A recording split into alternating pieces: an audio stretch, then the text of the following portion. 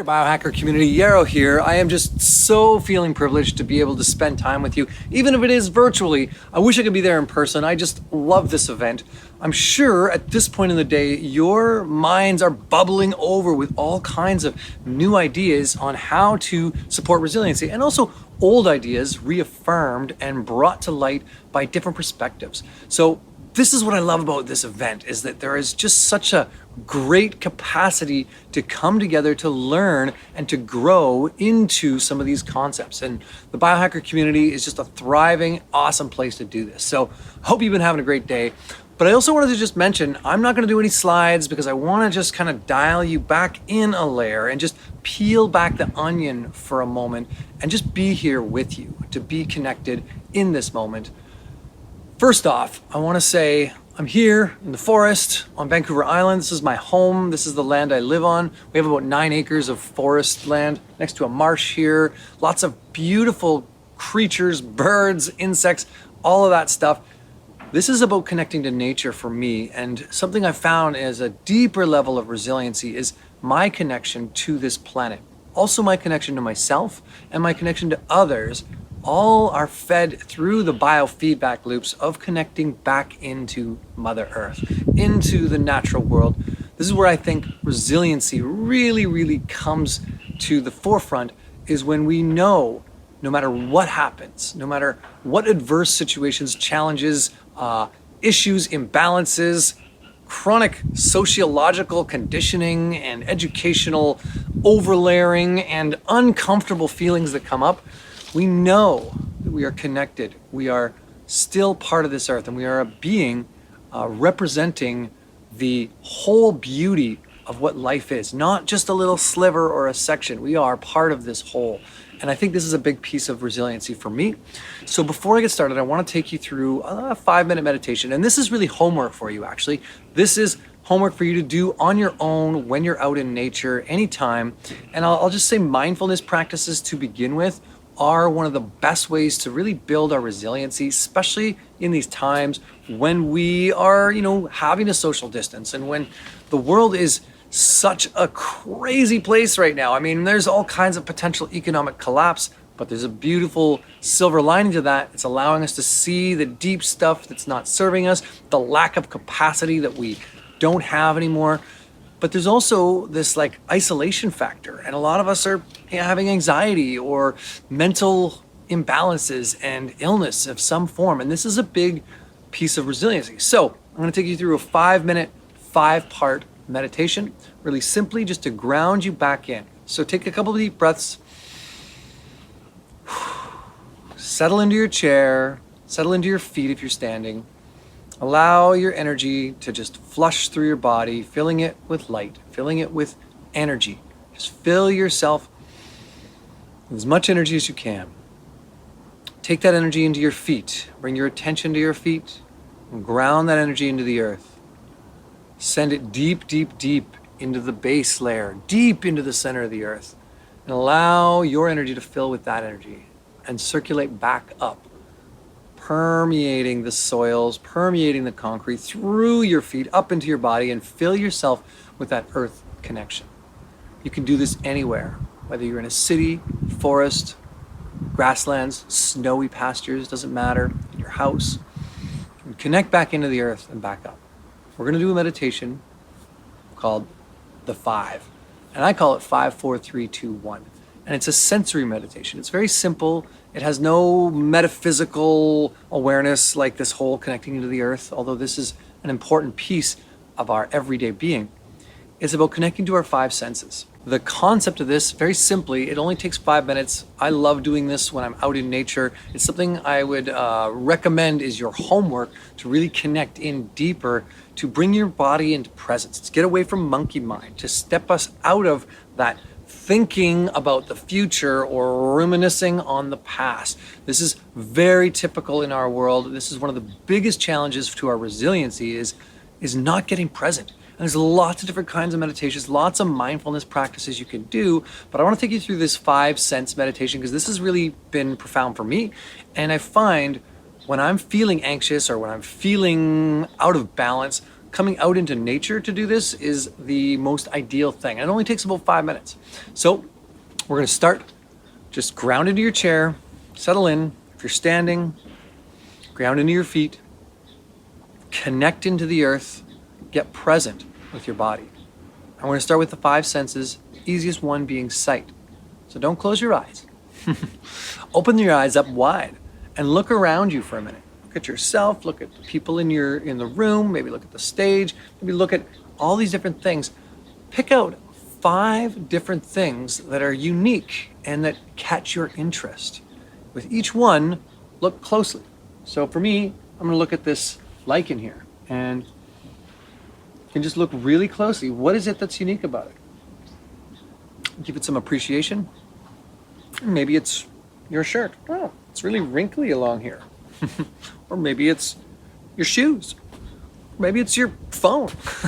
But look at 5 different things. I'll give you another minute, just a second anyway. Come back into your body. And now I want you to do something else, which is 4. We're gonna do 4 things we can touch. This is a simple one too. Touch yourself, touch your hairs on your arm maybe. Bite your lip, touch your ear, touch your clothes, maybe touch each other if you're in a social bubble. With each time you touch something, try to find 4 unique textures you can touch. So in this case, I'll use my tree as an example, and I'll just touch the bark. How does it feel on your finger? How do these different textures? Don't try to imagine and use your vision as much, but just a touch. Just try to really tap in, sink your energy right into your fingertip if you're touching something. Find 4 things you can touch. The next is 3. And we're gonna do 3 things that we can hear. So now kind of close your eyes and allow your hearing to be your primary organ of perception. Allow your hearing to pull out into the world. And I'll be quiet for a minute, but just try to pull out a distant sound. Potentially something outside of the building. Potentially something on the other side of the hall. Pull out 3 sounds you can hear distinctly and isolate each one for a moment.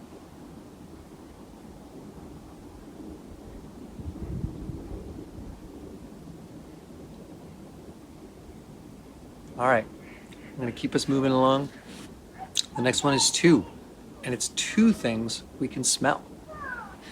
Oh, that's me. Just kidding. Connecting with 2 smells, really trying to maybe pull in deep with your nose, pull in the environment around you, pull in the room smell, pull in yourself smell. It's a little harder in a conference hall to do this one, but really just trying to pull in and smell. Can you isolate 2 distinct smells and focus, let your nose be your primary organ of perception? Might smell the self. It's probably the easiest thing to smell right now. Maybe smell your phone or your book. Maybe smell your clothes. All right, coming back. Last one is 1. What is 1 thing you can taste? And I love doing this out in nature. For me, I might taste a little nibble of this bark. I'm a big nibbler. But for you, you might want to taste a hair, or even your jacket, or each other. Obviously, keeping social awkwarding at bay. What's 1 thing you can taste right now? Okay. Now this is a simple practice. Your homework is to go out and do this anytime you are feeling stressed. If you can make a practice of this, doing this once a day, a couple of times a week, out in nature is ideal to just ground in the body.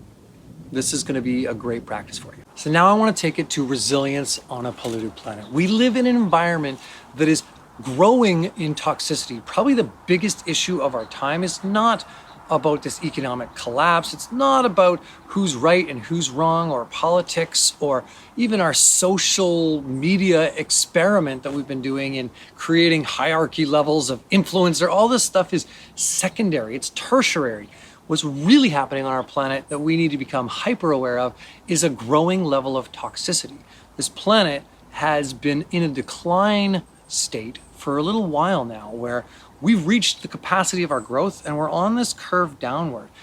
This speaks to something that's happening at a kind of larger time scale right now, the collapse of a certain way of being. It's making room for a new way of being, to evolve our capacity to be more intelligently designed in how we show up, to be more in connection with the world, as part of the world, as a global consciousness, as well as an individualized version of that.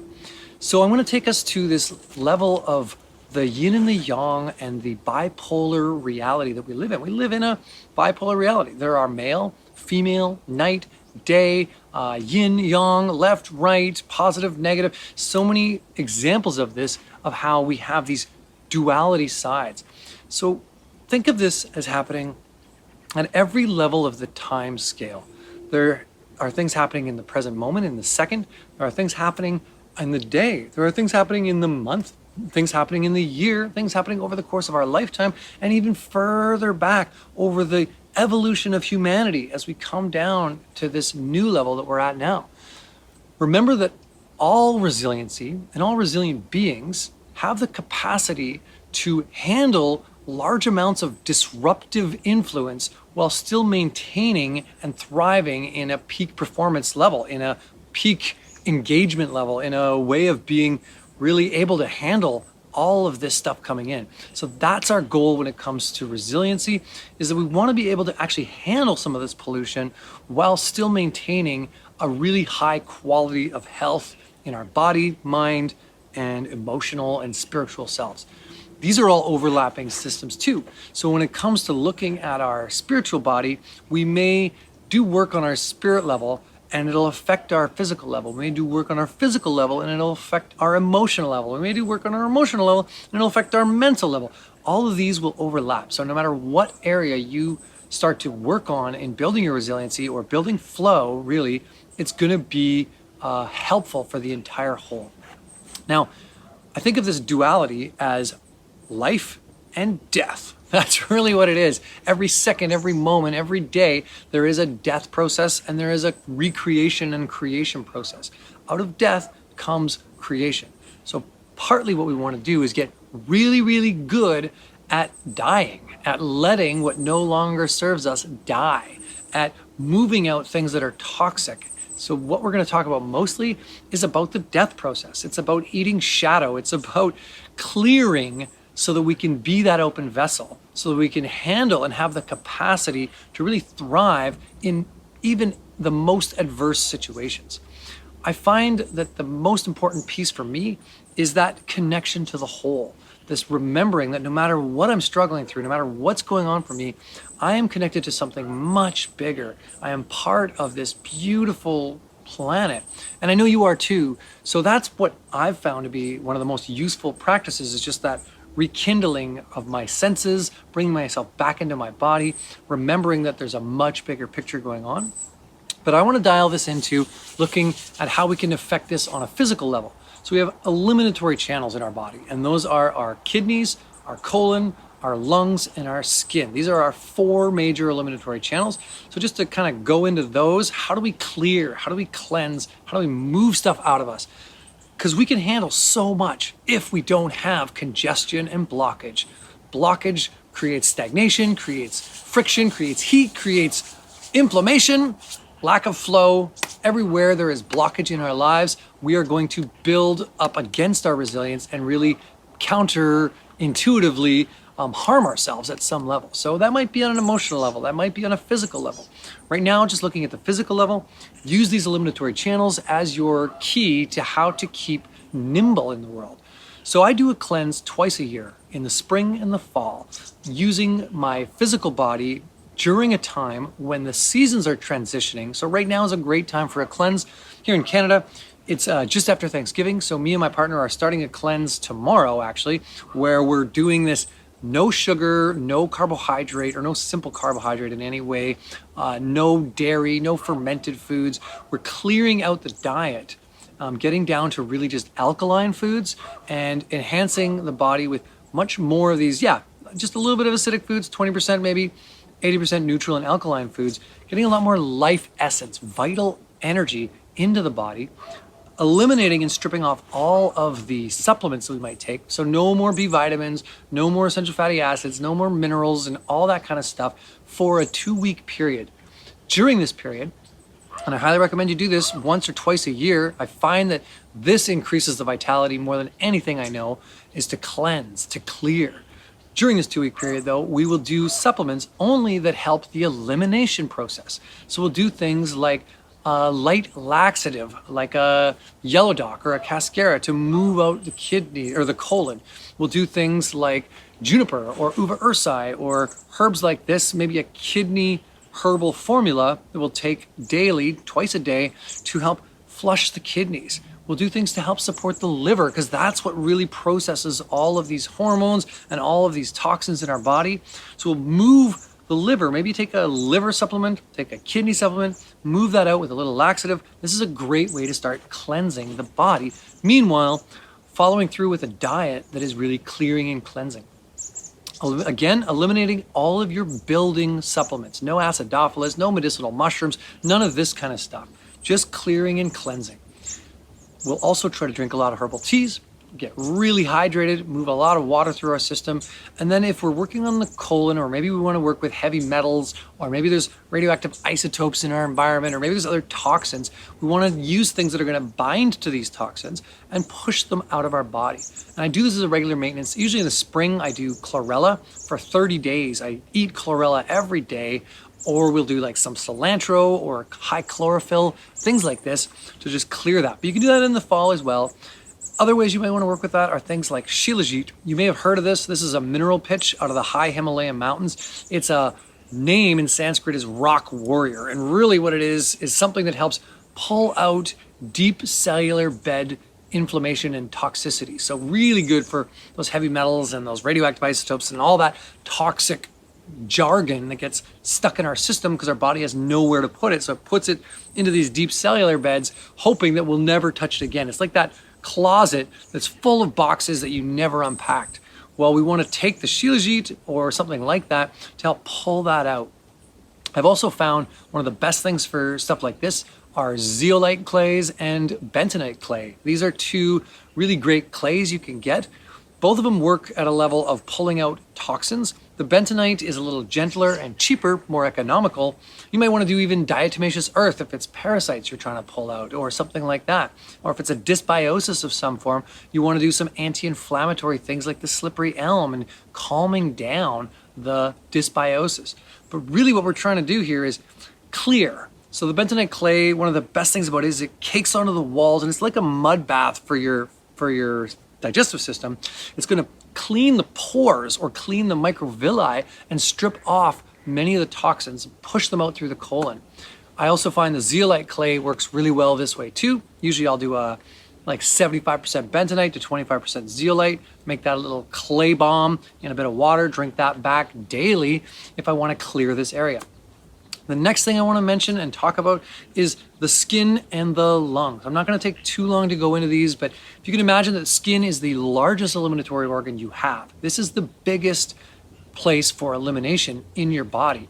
And what we want to do here is things like hot, cold, right? You've probably heard this through the biohackers community or through some of the other presenters around the benefits of hot and cold therapy, of tightening, contracting, and expanding. Think of hot as expanding. Think of cold as contraction, and think of expansion as creation and contraction as death. So we want to make sure we're finishing with contraction, with that cold thing. I love doing saunas. I've got one of these, what the Finnish will call fake saunas in my house, just a hot box, but it's great. It helps me out. I'll go outside, do some jumping jacks in the cold, kind of close down my body, go back in the sauna, back out, finishing always in cold. But what I usually recommend for most people is they do this in the shower. Hot, cold shower is easy, it's universal, it's available. Not actually universal, some people don't have hot showers, But you get the idea. You want to just cleanse the body that way. I won't take more time to talk about that, but really other places we want to work on is once we've done that, we want to build back up the flora of the skin. So don't use too many of these hand sanitizers. I think probably one of the biggest issues we're going to see in the next 5 years is people who've used too many hand sanitizers really killing the microbiome layer on their skin. We already see this as an issue with soap and over soaping. Make sure you're building back that biome layer. You are essentially of the earth, part of the earth, and there's more living on you than is you of cells at that level, especially in genetic material. We're talking thousands of times more genetic material living on you than is your genetic material. So you're a diverse ecosystem, you're a rainforest. Build that back, especially on the skin. This becomes a big piece of your resiliency.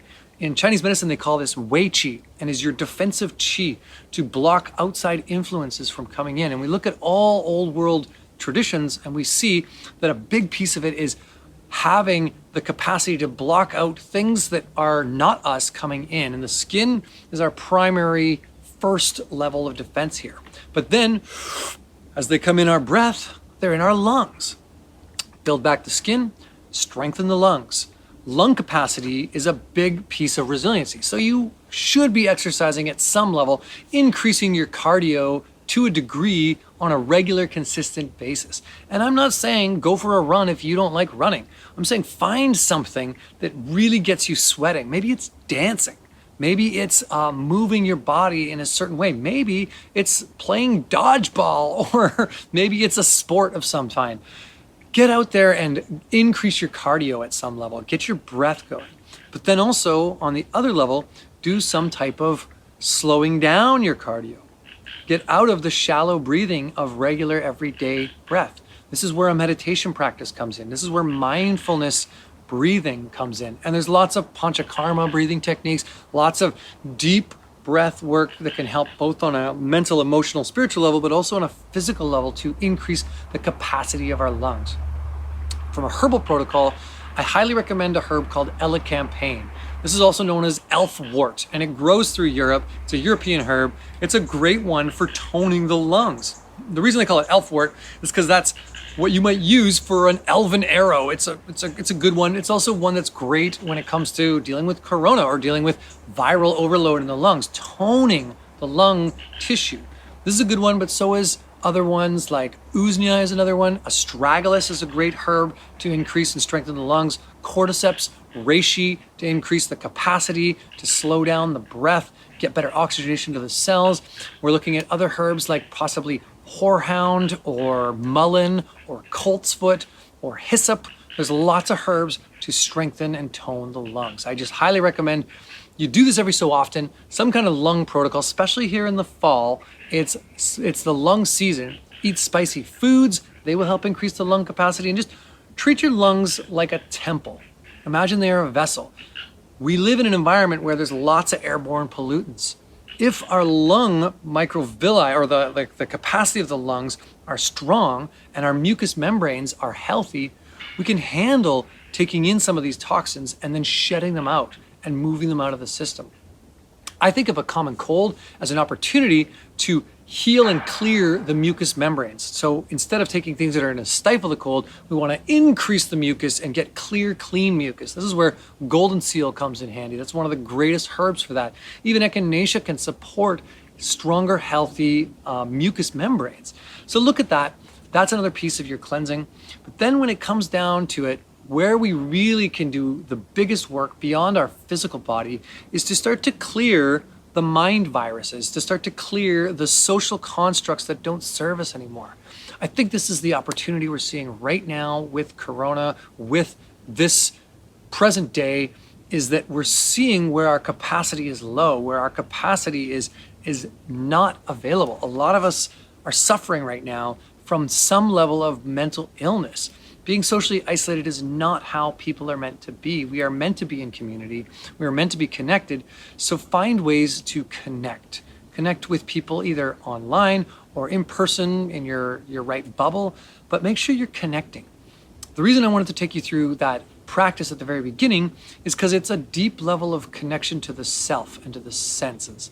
The places we want to connect in our lives are first off to ourself, then to our environment, and then to our communities. So start with connection to self. Get into your sensory body, get into your presence, do some meditative practices, write, journal, connect with the self, get deep into the cathartic state, be radically honest with yourself, look at the shadow side of what is no longer serving you. Remember that all stagnation starts with blockage. And if we want to be resilient, we need to move out blockage. Doesn't mean work harder, try harder, do better. It means look at blockage. And sometimes that means taking space away, taking a break, taking a step out and going, wow, and just noticing where those blockages are. I think the best thing we can notice, especially with what's going on right now, is where are the places in our life that are not nourished properly? Is it our physical body? Is it our romantic relationship? Is it our family connection? Is it issues with our parents or another person in our life? Is it an issue with society as a whole? Is it a political issue where we struggle with the way things are going that we don't approve of or don't align with us? Look at those. Eat the shadow. Take the time to stop, drop, and go, what if this is me? How can I change my output of this, my experience of this? Because this is where real resiliency comes. It's not from lashing out and fighting the man or hitting things full on, head first, like a warrior champion. It's really about slowing down and acknowledging and claiming our own personal responsibility in each moment. So for me, I'll use an example. I don't totally align with the way our health system and the political structure has gone about newscasting and creating this big dramatic story around what's happening with Corona. I don't align with that at all. At the same time, me beating myself up over it or shouting out to people, this is not right and this is injustice, doesn't serve or help at all. What I can do is open up capacity in my own vessel by taking time out and really enveloping what does serve me, what does bring better vitality to me, to this life, and then reflecting that back out into the world by being a mirror of what is possible for anyone. So this is where I recommend you look at resiliency from. You look at it from this lens of really doing cleansing work, doing the radical honesty work of clearing, of moving out, of releasing stagnation, and then allow that building process to begin again. You are an amazing creator. All of us are amazing creators. And that's the thing, is we're going to create no matter what. We can't stop creating. So you're going to create negative blockages. You're going to create moments of opportunity to see an imbalance because there's a need to move stagnation and a need to evolve and continually evolve. I believe that on this planet, we have the capacity to handle so much more than we give ourselves credit for. And I don't think we're going anywhere. I think humanity is this brilliant, beautiful group of collective consciousness now that is evolving in a way that potentially could really hold a deep level of transcendence for this planet, provided we can eat a bit of shadow, provided we can do the death process, we can get that work done and really come to a deeper level of acknowledgement in the self and in the collective of how to show up with the most authenticity and creative energy to fuel this world. Okay, thanks for joining me. I really appreciate you. I hope you had an amazing day today. Hope you walk away tonight with just a new sense of self in your body. Yes, this is the work we are here to do. All of us, like I said, are amazing radical creators, and I just really want to just empower you to do this clearing work so that you can go forward and be the best version of yourself in every moment with full presence and full authenticity and full integrity. Ciao for now. See you next time, friends. Broo!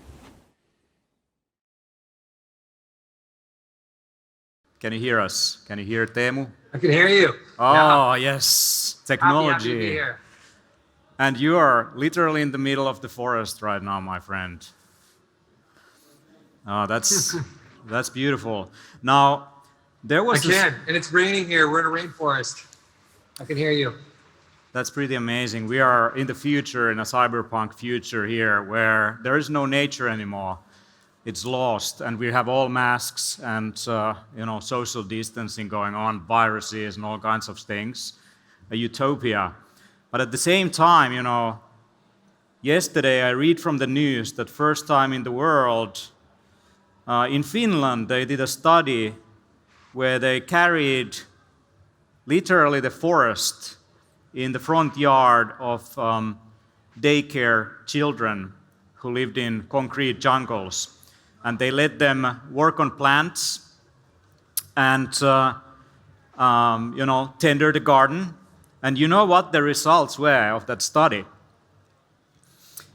Biodiversity intervention enhances immune regulation and health-associated commensal microbiota among daycare children. And basically it goes into saying that in 1 month, there was significant change in the microbiome, significant change in immune system, including interleukin-17A and several other biomarkers that showed that there was a reduction in risk for all kinds of allergies and things even linked to diabetes and blood sugar control. Are you surprised, Jaro? What do you think? It's a little hard to hear you, but I think if you're talking about the microbiome of the forest and of the environment, everywhere there is just so much more life. There is more than 50% of life that we can't see. So all the fungi and all the bacteria and all the little protozoa, this is more of life on Earth than anything else. So there's a lot we still have to learn about resilience. And these systems are these concentric rings of interdependency that are just so beautifully layered and dovetailed into each other. We have a lot to learn about all this stuff still. So you are basically living in the middle of the forest with your children. Yeah. Do you see a change in their microbiomes and vigor and health? I mean, the microbiome of the forest is changing all the time. I want to show you an example. You see this? This is a lobster mushroom. This is a mushroom that parasitizes another mushroom.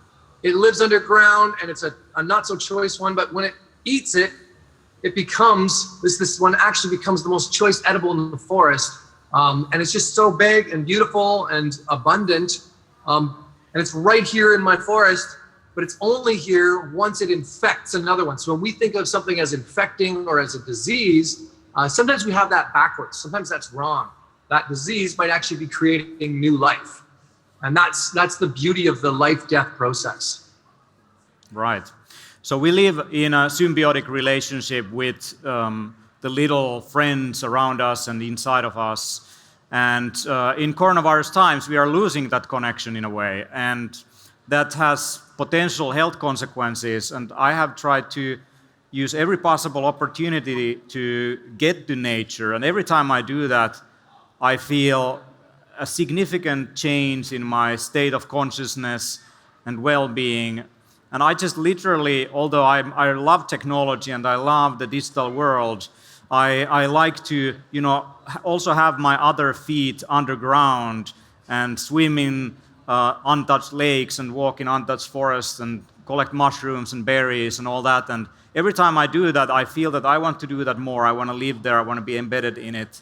And but in the end, it's this balance between technological advancement and also understanding that ancient technology, which is around us, is actually what we need to incorporate in our lives today if we want to advance beyond, with our current capabilities. So that is something that people very often forget. What do you think?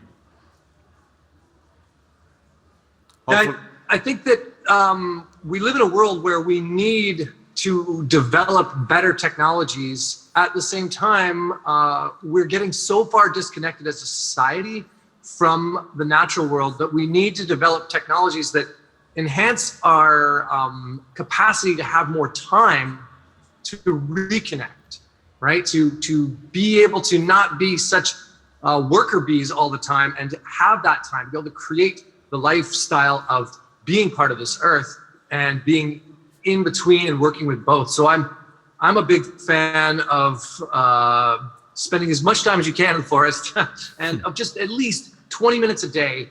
Just try to get out. And there's a saying, if you don't have 20 minutes a day, you need a whole hour. So make sure you give yourself that connection on a regular basis, and it'll enhance everything about your physiology. It'll enhance your mind. It'll enhance your spirit. It's really simple. You know, it's the simplest biohack you can do is reconnect to the earth. Absolutely. Love you, man. I mean, you're one of my favorite people ever, my good friend. I'm looking forward to visiting you in the Vancouver Island as soon as possible, but at least we will meet in Amsterdam 7th and 8th of May, hopefully. Also, that country makes these things possible, an event like this. So our audience, have you enjoyed Barker Summit so far? Give some noise to Yarrow as well. Yeah. Woo! Thank you all. Yes. We need Yarrow, you here, so we're looking forward to meeting you soon. And you all, by the way, welcome to Amsterdam. And the topic there will be hacking the ego. I think one of the biggest obstacles that people have actually is themselves. They are often on the way of their own progress and development, and we all have different behaviors that are beneficial and behaviors that are not so beneficial. Definitely beneficial things would be to go to the forest, collect mushrooms, and get hands-on with your food. And we need to do these things more. And then there's many other things that we procrastinate on. And in the end, like a lot of the self-development industry is really, trying to help people who struggle, to focus on things that matter to themselves. But in the end, like when you go deeper into anyone who is interested in improving themselves and to go deeper, you often notice that there might be a pathological reason why they are doing it. Why they feel they are never enough, why they feel they need to achieve things, why they need to optimize things. And that is an interesting question that we want to answer there with a lot of helpers like Yarrow included. So thank you very much, my friend, my brother. Looking so much forward to meeting you soon.